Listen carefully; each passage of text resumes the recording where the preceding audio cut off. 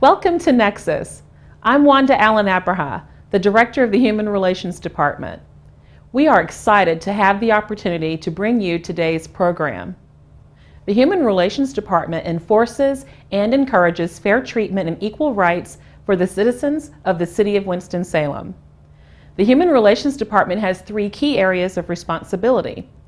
They are investigating housing discrimination based on race, color, national origin, religion, disability, family status, and gender, mediating landlord-tenant complaints, and conducting cultural diversity education and inclusion training and outreach.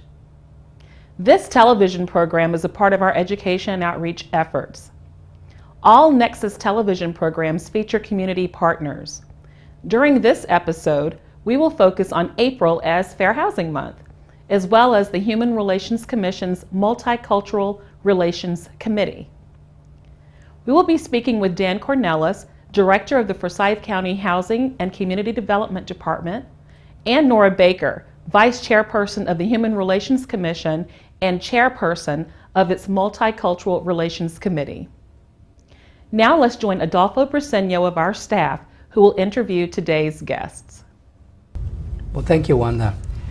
This morning we are with Daniel Cornelis. He is the Director of Housing and Community Development for Forsyth County. Thank you very much for being with us, Dan. Good morning, Adolfo. How are you today? Thank you. Thank you for coming. We are going to start this conversation, Dan, by talking about a little bit about Fair Housing Month. Fair Housing Month is in April, and every year the City of Winston-Salem does a Fair Housing Summit, in which you are going to be one of the moderators. So the first thing I would like to ask you, Dan, is about some of the new development and programs that are going on when it comes to housing in the county. Sure. The County Housing Department has been around since 1988. We started out basically with just a housing rehab program, and we're very small. We have grown now. We have a staff of 5, and we have a lot more responsibilities than we did when we first started. But our core is still housing rehabilitation. This year we plan to provide housing rehabilitation services to over 20 families that live outside the city limits of Winston. They're in Kernersville, Rural Hall, the towns, and the unincorporated areas. What happens there is we provide loans that are deferred forgiveness loans in most cases, and a lot of the folks we deal with are elderly or disabled and are of low income status, and they have repairs that need to be made to their homes, like a new roof, new electrical system, sometimes failing septic tanks. But we go in and we do a work write-up cost estimate of what it's going to cost, and then we bid out to contractors to have the work done, and we follow that process and pay the contractors and oversee the work. So it's a very rewarding job, because most of the folks are very, very grateful that the work is done, and it's an exciting. Another program that has been developing over the years is we have a first-time homebuyer program that has become very active. We have provided down payment assistance to over 800 families in the last 10 years, and we work with a lot of partners in doing that. The city is one of our partners. The Center for Home Ownership is a partner, and we have what's called the IDA program, Individual Development Account Program, and that's for families that maybe have some credit issues, some debt issues. They're just not quite ready for home ownership, and they enroll in a program with one of our partners, Experiment in Self-Reliance, and they are asked to save $75 a month. They save $75 a month. They go to financial literacy classes once every month for about 11 months. And while they're saving their $75, they have a success coach for that from ESR that works with them to lower their debt and to get their credit established. And so we work to have those families in mortgage to get their mortgage ready by the time 24 months comes along. And so that enables folks that maybe were not thinking about homeownership, thought their credit was too bad or their debt was too bad, so that gets them on the road to home ownership. The United Way, we're just about ready to write another grant, and the United Way is the grantee agency, and we again work with the city and the Experiment Self-Reliance, Pathways to Prosperity, and the Center for Home Ownership in that program. So we're excited about that program. We expect to provide down payment assistance to about another 20 families this year. It is getting a little bit harder to get credit. Some credit scores have to be a little higher, so we work a little bit longer with them.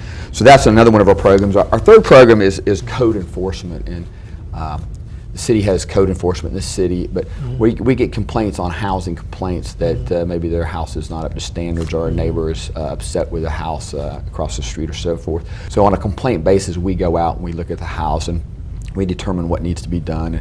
We notify the landlord or the owner, and they come in and we talk about them getting back in compliance. And so we handle probably about 35 to 50 cases a year under that program, and it helps keep the housing stock up and gives really the folks that live out in the county ability to get their house looked at. I see. Then one of the programs you mentioned caught my attention, which is the when you give potentially a down payment for homeowners. For those who are watching, in general, what are the requirements?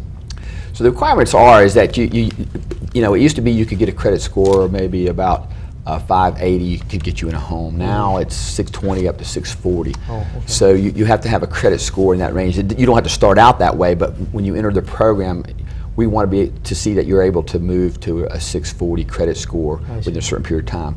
You also are going to have to save some money. We require at least $1,500 down payment by the buyer of the house. I see. They have to go to the Center for Home Ownership for classes. All our affordable housing programs require home ownership training. I see. And then we work again with a lot of our partners to what I call the demand side, get people ready for home ownership. On the other side is the supply side, where homes are being built and affordable.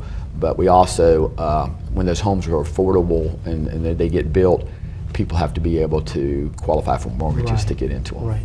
Does it have to be a new house, or it can be a used house or a foreclosed house? Or it can be any of those three. It can be new home or existing home. We have a little caution about houses built before 1978 because we have to do lead inspections, and so we have to make sure that. We have worked with a lot of folks that have bought foreclosed homes. Sometimes they're a little bit more of an issue because there's some repairs that sometimes need to be made in order to get the appraisal to qualify. So all three of those, and we serve the entire Forsyth County footprint with the IDA program. Other programs, we stay just outside of the city limits of Winston. So it includes Winston-Salem? For the individual development account program, which is that is our program that's a 6 months to 2 year program. It's a little bit longer. Okay, awesome. Now then, I think we were talking a little bit about that, going to start talking about new trends that you see in the housing community or in the housing market. What do you see from your position?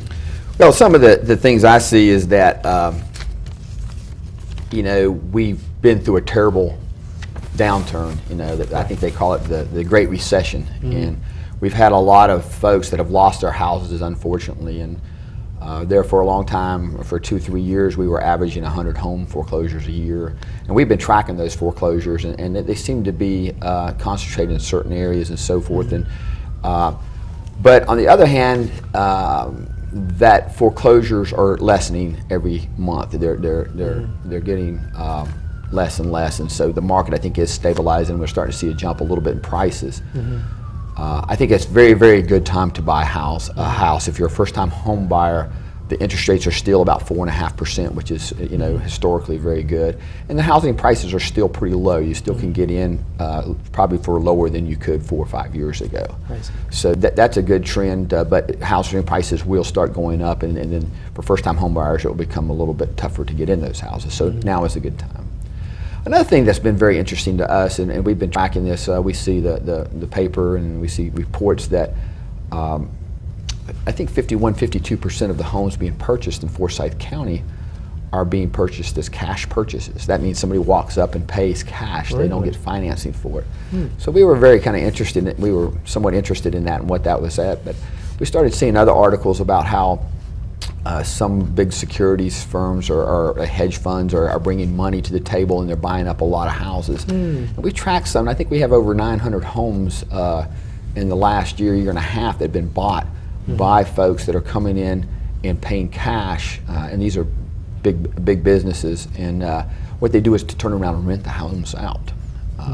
So that's an interesting phenomenon. We're not sure exactly where that's going and how that So they're will not play out. selling them, they're renting them out. They are renting them, and that is also because there is we've seen a big increase in demand for apartments, and it's a lot of times I think it's because folks were having a hard time qualifying. They were worried about their jobs, so they weren't as interested as they had been before in buying a home. So they started looking at more rental housing, and people that were evicted from their home or foreclosed on had to have some place to live. So the demand for rental housing, I think, in our area has gone up quite a bit.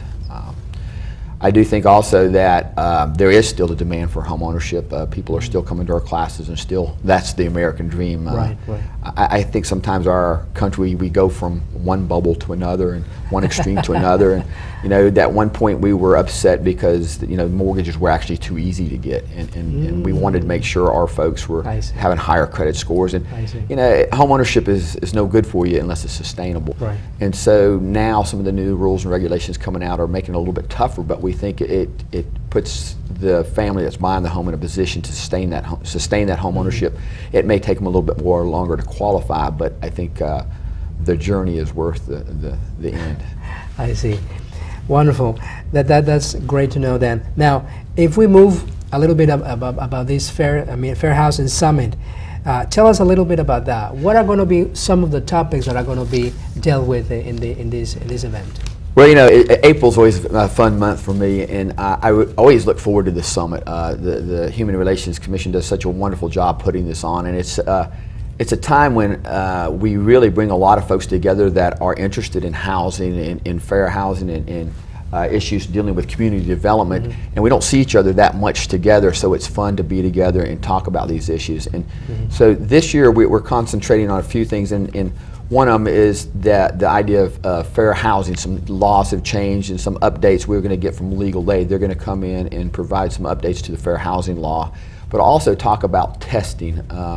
We haven't had testing in Winston-Salem in a while, and they're talking about coming back and doing testing to see what level of discrimination is occurring out there and what kind of cases that are being faced. And so that's one topic. Another topic is going to be we're going to talk about. We have someone coming in from Wake Forest University. I think her name is Dr. Sherry Clark. And she's going to be talking about demographics and housing. And that's real interesting to me because, the demographics set the stage for what that housing market looks like. Right. And, hopefully she's going to talk a little bit about the economy, and I'm sure she's going to talk about us older folks that are getting older and probably wanting to scale down and so forth. So it'll be interesting to see what she sees and predicts for the future in housing based on the demographics. Awesome. Thank you very much, Dan. We have to go. Thank you very much for being with us in this segment. We had here the Daniel Carnelas, the Housing Director of Forsyth County. Thank you very much, Dan. And we have to probably clarify that the Fair Housing Summit is for real estate and housing professionals, correct? It's Yes. not in general for the general public. It is, and it is. I wanted to let you know that it's scheduled for April 17th, which is a Thursday, at the Benton Convention Center from 11:30 to 2. There you go.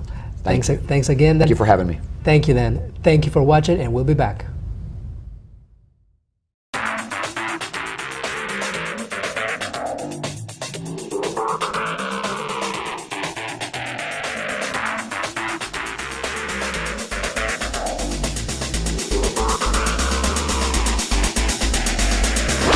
This is the Winston-Salem Police Department telling you that we have implemented a strategic plan to combat texting while driving. We want our residents to remain safe while on our roads and highways. One text or call could wreck it all.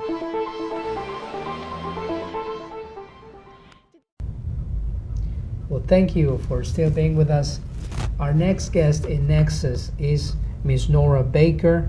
She's the principal of Jefferson Elementary School. Thank you for being with us, Nora. Thank you. And she's also the co-chair of the Human Relations Commission. We're going to start off the conversation, Nora, by asking you a little bit of what is the Human Relations Commission that you are part of? Well, the Human Relations Commission is made up of a group of people from the community, and one of our goals and our mission is to look at racism and actually eradicating racism in our community so that people don't feel that they're discriminated against because of their race or their national origin or even for their disability. Very well.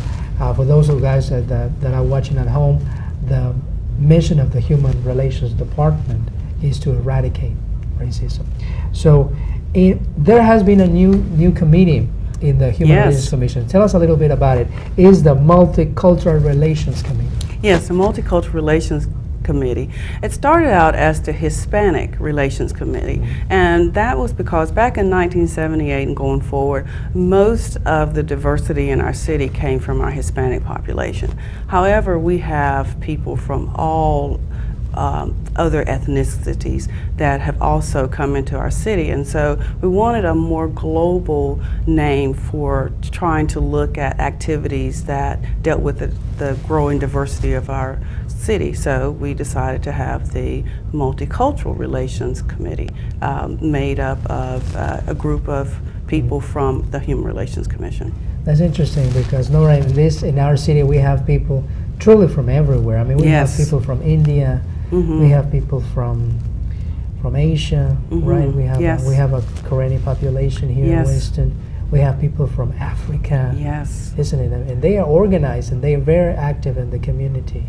So it is a very interesting proposition to address, this multiculturalism that we experience here in Winston-Salem. Yes. Now tell me, Nora, what kind of specific events this committee sponsors or will it sponsor in the future? Well, the types of programs that we sponsor are more cultural activities, such as the Hispanic, what is it called? Fiesta. Yes, Hispanic Fiesta. We also sponsor Showcase a Song, where we had African American groups came in and sang songs during Black History Month. We sponsor Juneteenth and International Village during Rock the Block, which isn't going to be there this year. And we're looking at doing some things like the Greek Festival and the U.S. Indian Festival. Awesome.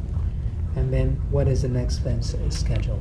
And the next event scheduled is Juneteenth, and that will happen in mid-June at the Coliseum, and it's just a huge celebration honoring when the slaves in Texas found out over a year later that they were actually freed. So it's a great celebration, and we invite everyone to come to the Coliseum. Another event that we want to also sort of highlight this year is International Village. In the past, we've been a part of Rock the Block, and this year Rock the Block is not going to be there.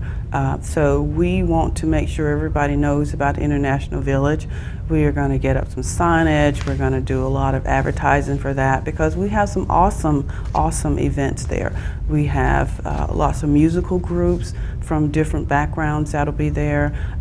We have demonstrations, we have food, vendors, so a lot going on there. And this year we're also going to look into having some more transportation options, like a shuttle from a parking deck to get people downtown to Corponing Plaza. Well, thank you very much for your time, Nora. Thank you for being with us. And we'll be right back with Jamie and the Nexus Challenge.